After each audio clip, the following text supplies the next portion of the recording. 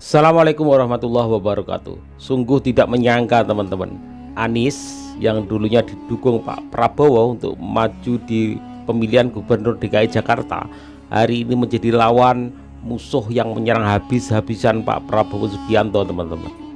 Loyalis nggak terima dengan apa yang dilakukan oleh Pak Anies Baswedan, sehingga menyebut bahwa Pak Anies Baswedan ini orang yang tidak tahu terima kasih. Baru-baru ini dalam sebuah debat yang kemarin terjadi teman-teman, Pak Anies menyerang Pak Prabowo mengenai Harun Al-Rashid, yaitu seorang pendemo yang masih bocah itu yang meninggal dunia ketika protes hasil pemilihan saat melawan Pak Jokowi teman-teman ya. Dan tidak kalah penting, hadir bersama saya di sini ayahnya Harun Al-Rashid. Harun Al-Rashid adalah anak yang meninggal pendukung Pak Prabowo di Pilpres 2019 yang menuntut keadilan pada saat itu, protes hasil pemilu. Apa yang terjadi? Dia tewas. Sampai dengan hari ini tidak ada kejelasan apakah ini akan dibiarkan. Tidak, ini harus. Karena itu kami mendedikasikan diri hadir untuk memberikan komitmen bahwa dari puncak sampai ke bawah kami akan tegakkan hukum pada siapa saja. Kami kembalikan marwah kehidupan bernegara yang menempatkan hukum sebagai tempat yang paling tinggi. Kurang ajar. Saya nggak tahu lagi hatinya ini terbuat dari apa ya. Segala cara dia tempuh untuk mendapatkan ambisinya. Di debat presiden dibawa-bawa orang tua seorang anak yang meninggal. Padahal saat itu anak umur 15 tahun dan bukan pendukung Bapak Prabowo. Jelas-jelas ini anak lagi nonton, ya kan? Penderitaan orang, kesedihan orang lain itu dia manfaatkan untuk mendapatkan ambisinya. Luar biasa. Yang begini mau jadi presiden? Anak ini mati ditembak dan meninggal. Menurut saya bang. Harun Al-Rashid adalah anak berumur 15 tahun dan bukan pendukung Pak Prabowo. Cara-cara seperti ini nih yang biadab. Anak ini mati ditembak dan meninggal. Bukan dia pendukung atau bukan. Yang bermasalah adalah orang itu meninggal, dibunuh, tidak mendapat keadilan. Dan orang yang membolak-balik seperti ini menurut saya bang. Semoga dia mengalami seperti yang ayah Harun alami.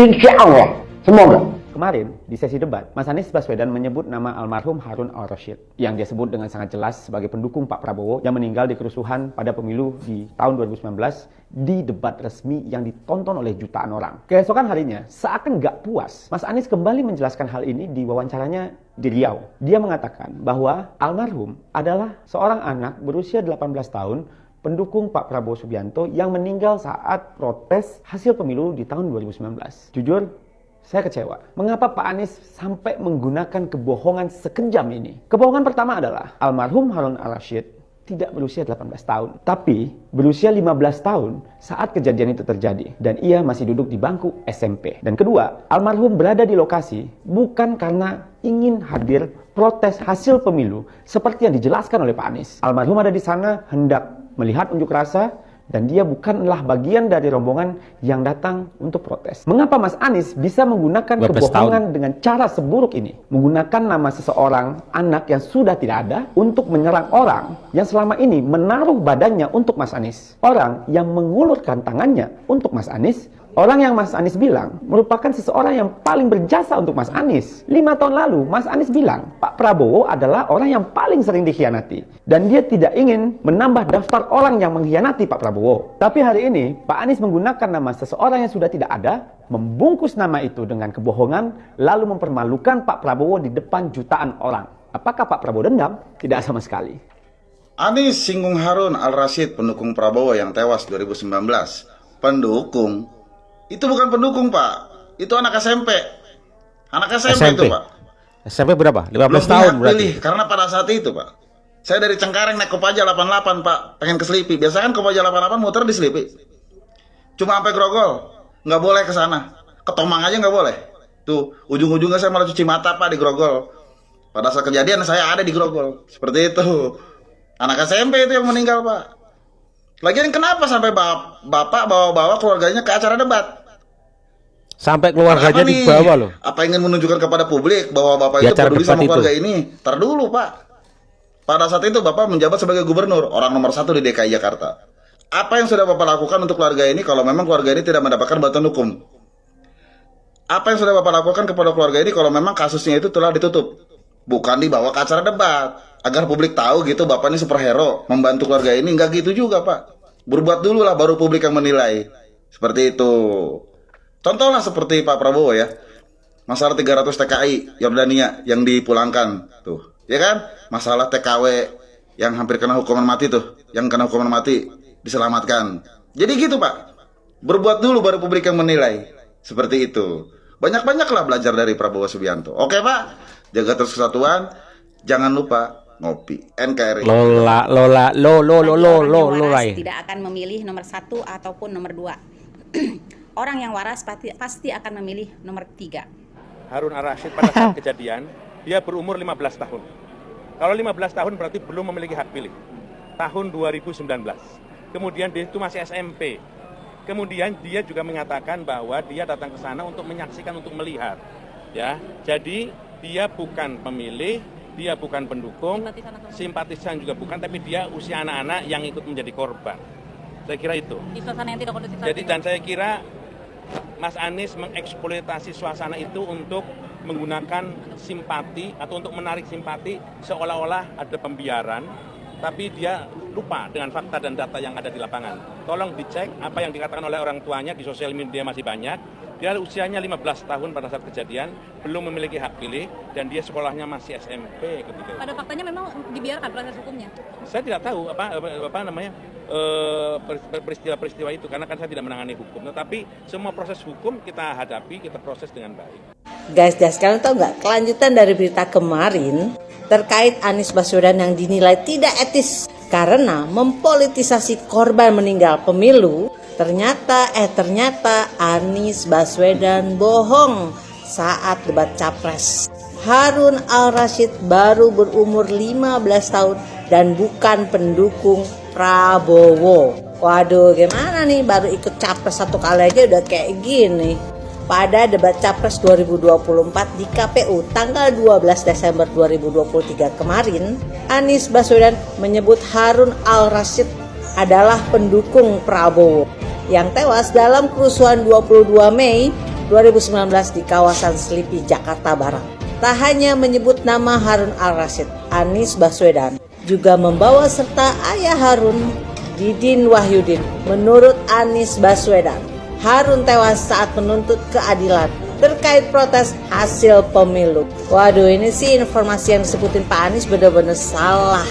Karena pada saat kejadian Harun Al-Rasyid masih duduk di bangku sekolah SMP dan Harun Al-Rasyid bukan pendukung Prabowo. Hal tersebut disebutkan oleh Didin Wahyudi yang merupakan ayah dari Harun Al-Rasyid. Dalam video yang diunggah akun Instagram media Prabowo, di situ ayah Harun Al-Rasyid mengatakan bahwa anaknya tidak terlibat politik dan hanya pelajar SMP. Aduh, ini sih parah. Gimana nih Bawaslu? Kalau ada capres yang menyampaikan info tidak benar saat debat capres kemarin, kira-kira bakal dikenain sanksi nggak nih? Karena ini kan ditonton nih oleh masyarakat se-Indonesia. Kan kasihan gitu loh masyarakat jadi menerima berita yang nggak benar. Bagi orang yang waras tidak akan memilih nomor 1 ataupun Ganjar santai. Orang yang waras pasti akan memilih nomor 3. Dua catatan soal almarhum Harun Al-Rasyid yang disinggung Anies dalam debat Pilpres beberapa hari yang lalu. Catatan pertama adalah terjadinya perdebatan gak mutu khususnya di para pendukung setelah debat tersebut. Karena yang didebatkan justru apakah Harun Al-Rasyid ini pendukung Prabowo atau tidak pada tahun 2019.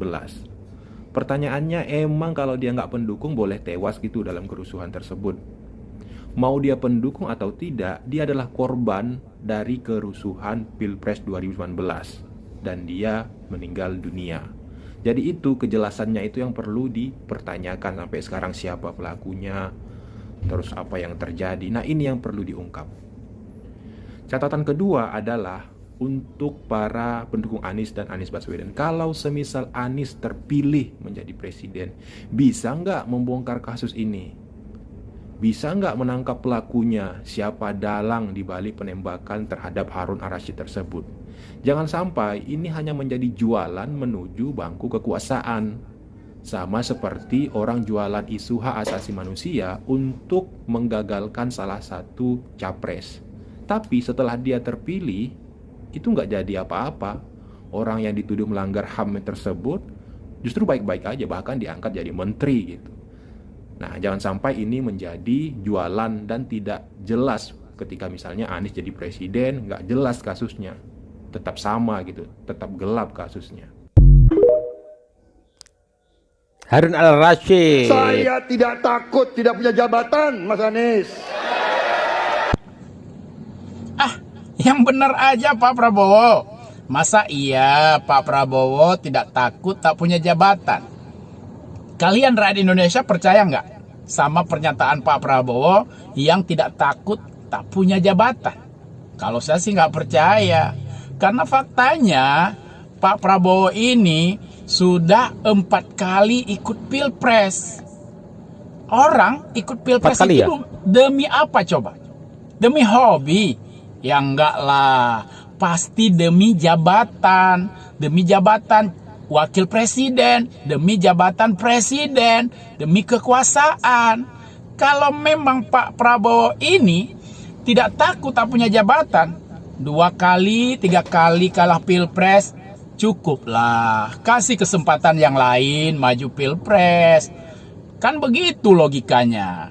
Nah, jadi susah bagi saya untuk percaya kalau Pak Prabowo ini tidak takut tak punya jabatan. Faktanya lagi, ketika Pak Prabowo kalah Pilpres 2019, kalau memang beliau tidak takut tak punya jabatan, harusnya jadi oposisi dong. Ya, melaksanakan checks and balance untuk mengawal jalannya pemerintahan Pak Jokowi.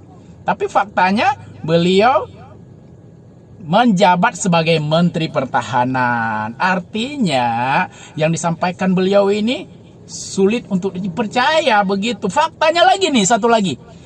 Pak Prabowo ini di Partai Gerindra menjabat sebagai Ketua Umum dan Ketua Dewan Pembina sekaligus. Dan tidak pernah dikasih atau dilepaskan jabatan itu kepada orang lain. Ya, kalau memang Pak Prabowo tidak takut tak punya jabatan, kasih dong kesempatan orang lain jadi dewan pembinanya, atau Pak Prabowo yang jadi dewan pembina, orang lain jadi ketumnya, kan bisa.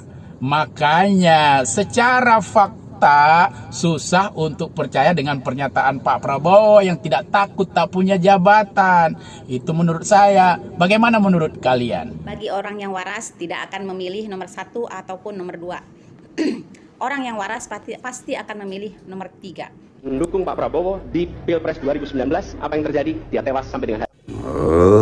Kalau Pak Anies itu pakai data. Ya pakai data. Bukan nggak pakai data. Gitu loh. Tapi datanya dia sendiri. Gitu loh. Datanya yang keblinger. Itu segala cara digunakan, mau haram, mau halal, mau apa, segala cara digunakan. Itulah ciri-ciri calon yang nggak benar. Belum jadi calon presiden sudah berbohong, sudah memfitnah, sudah bikin hoak. Apalagi jadi presiden, nggak akan ditepati.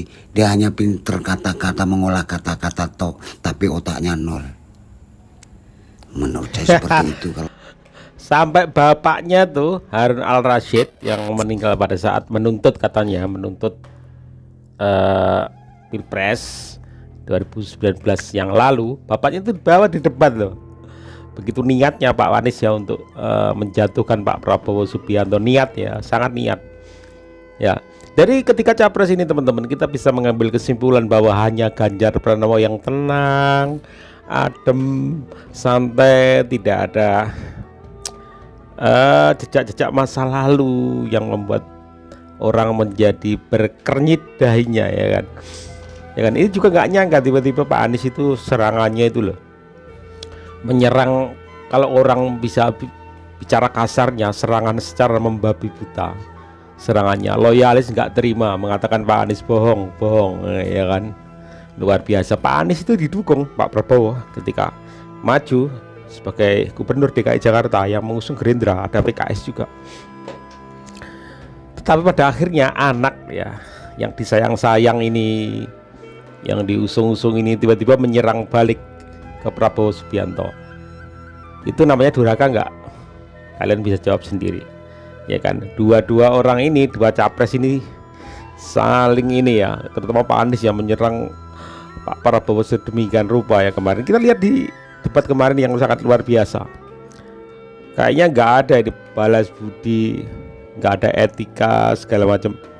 Ya, satu hal teman-teman, capres yang santai, yang pasti, dan tidak ada masa lalu yang membuat kita itu bingung. Hanya Ganjar Pranowo, enggak, benar nggak? Ya, benar nggak? Ya, kita pilih capres yang pasti-pasti saja, yang tidak ada kesalahan-kesalahan masa lalu, yang kalau kita lihat track recordnya juga bagus, visi misinya bagus, tetap santun, dan juga pasti. Ya, kita nggak percaya survei-survei. Yang pasti mereka punya kita semua punya survei-survei sendiri, ya gak? Ganjar Pranowo. Salam cerdas, salam waras, wassalamualaikum warahmatullahi wabarakatuh.